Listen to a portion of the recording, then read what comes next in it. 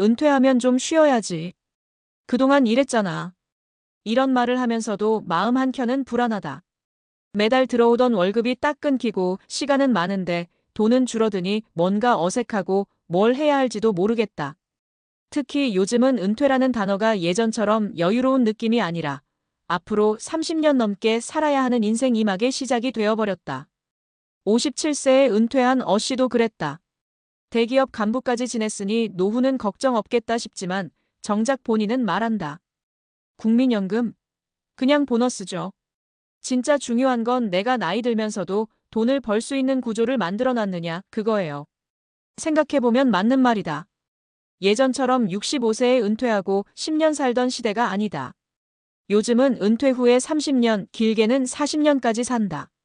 그 시간 동안 돈 걱정 없이 살려면 은퇴 전에 뭔가 준비해놔야 하는데 막상 그게 쉽지는 않다.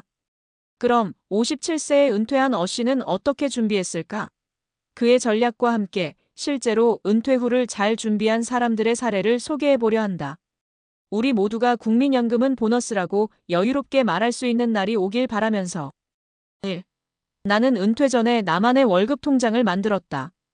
57세에 스스로 은퇴를 선택한 어 씨는 대기업에서 30년 넘게 근무했다. 연봉도 높았고 직급도 높았지만 그걸로 만족하지 않았다. 오히려 그는 50세가 되던 해부터 본격적으로 은퇴 후 돈 들어오는 구조를 만들기 시작했다. 그냥 은행에 넣어두면 이자가 얼마예요? 결국 월급 없이도 현금이 들어오게 만들 수밖에 없더라고요. 어 씨는 주식 배당과 임대 수익을 노렸다. 다만 무턱대고 부동산이나 주식을 산 게 아니다. 그는 3년 동안 꾸준히 공부하고 틈틈이 시간을 내서 임대용 원룸 2채를 마련했다. 또 매달 배당이 나오는 고배당 ETF와 우량 배당주 중심으로 포트폴리오를 짰다. 지금은 은퇴했지만 한 달의 임대료로 약 200만 원, 배당으로 약 100만 원이 들어온다. 솔직히 말하면 국민연금보다 이게 훨씬 안정적이에요. 연금은 63세부터 나오는데 지금부터 그걸 기다릴 순 없잖아요. 배울 점. 은퇴 전에 내가 일하지 않아도 돈이 들어오는 구조를 만들어야 한다. 이를 위해선 50대부터는 재테크를 진지하게 시작해야 한다. 2. 커리어를 바꿔서 제2의 직업을 시작했어요. 두 번째 사례는 55세의 교직에서 명예퇴직한 B씨 이야기다.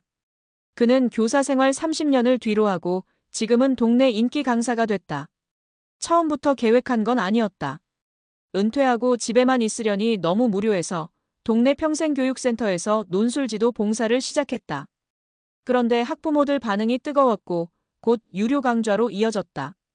처음엔 그냥 시간 때우는 줄 알았는데 지금은 월 15만 200만 원 정도는 꾸준히 벌어요. 학생들도 좋아하고 저도 일하니까 활력이 생기죠. 그는 커리어를 완전히 바꿨다기보다는 본인의 경력을 활용해 작게 돈 버는 일을 만든 셈이다. 저는 연금도 받긴 해요. 근데 그걸로 생활 다 되진 않잖아요. 그래서 나만 할 수 있는 일 하나를 계속 해보자고 생각했죠. 배울 점. 은퇴 후 새로운 일을 시작하려면 경력과 연결된 분야를 활용하는 게 유리하다. 큰 돈을 벌려는 게 아니라 생활비 일부라도 벌겠다는 현실적인 목표가 중요하다. 3. 지금은 소박하지만 단단한 삶을 살고 있어요.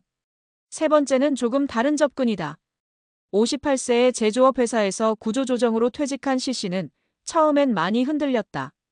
갑작스러운 퇴직 이후 구직 실패, 그리고 체력도 자신 없던 시기. 하지만 그는 마음을 바꾸기로 했다. 많이 벌지 않아도 지출을 확 줄이자는 전략이었다. 집을 좀 더 작은 곳으로 옮기고 차도 팔았다. 생활비는 한 달에 120만 원으로 맞췄다. 그리고 작게나마 배달 아르바이트와 택배 분류 일을 병행하면서 기본 생활비는 스스로 충당하고 있다. 사실 연금도 나오긴 해요. 그런데 저는 연금에만 기대기 싫었어요. 뭐랄까 내가 내 삶을 여전히 움직이고 있다는 기분이 중요했달까요? 지금 그는 동네에서 꾸준한 사람으로 통한다. 아침엔 배달, 오후엔 산책, 그리고 틈틈이 동네 도서관에서 독서 모임도 한다. 예전처럼 돈 많이 벌지는 않지만 지금이 더 안정적인 느낌이에요. 불안이 없어졌거든요. 배울 점. 은퇴 후 꼭 벌어야 하는 게 아니라 덜 쓰고 버는 만큼 쓰는 전략도 있다. 경제적 자립뿐 아니라 정서적 자립도 중요하다. 마무리하며 노후 준비, 결국은 선택의 문제다. 사람마다 처한 상황은 다르다. 누군가는 자산이 많고 누군가는 거의 없는 상태에서 은퇴를 맞기도 한다. 하지만 공통점이 있다면 지속 가능한 구조를 미리 만들어야 한다는 것이다. 그게 돈일 수도 있고 일일 수도 있고 관계일 수도 있다. 57세에 은퇴한 어씨가 말한 그 말이 자꾸 생각난다. 국민연금이요? 그냥 보너스죠. 중요한 건 내가 뭘 하고 있느냐, 그게 전부예요. 이 말을 지금은 현실감 없이 들릴 수도 있지만 언젠가 반드시 실감할 날이 온다. 그러니 오늘부터라도 한번 생각해보자. 국민연금 외에 나는 나만의 월급을 만들고 있는가?